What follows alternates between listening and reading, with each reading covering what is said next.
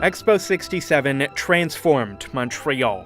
The mammoth event helped put the city on the map. It led to some of the biggest infrastructure projects Montreal's ever seen, but how much of it is still standing today?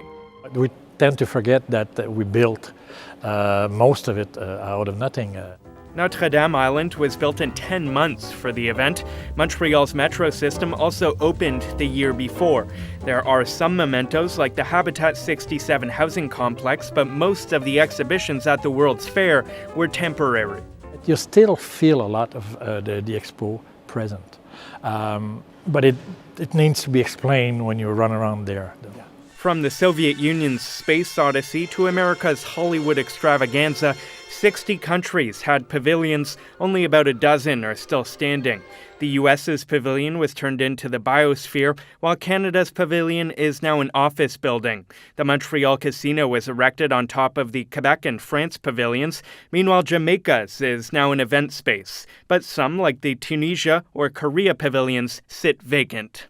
Place des Nations was the site of several important ceremonies associated with Expo 67, but as you can see, it's been abandoned over the past 50 years. Parc Jean Drapeau's management does have a plan to revive it as a concert space, but recently that project's run into funding issues. I'm a big proponent of the restoration, also knowing that it's far more expensive to invest in that existing infrastructure and the sustainability of these sites than it is to just kind of like tear something down and then build something new that you can just kind of plop onto the site. It was impossible to go to Expo 67 without being drawn to the brand new theme park. La Ronde was a hit with visitors, but now the number of original rides is dwindling. La cabine peut contenir 60 personnes et... The park announced it will be dismantling the observation tower La Spirale. La Ronde says putting it back into working order would cost millions of dollars. And in recent years, the Pitoun Splash Ride and mini rail train system suffered the same fate.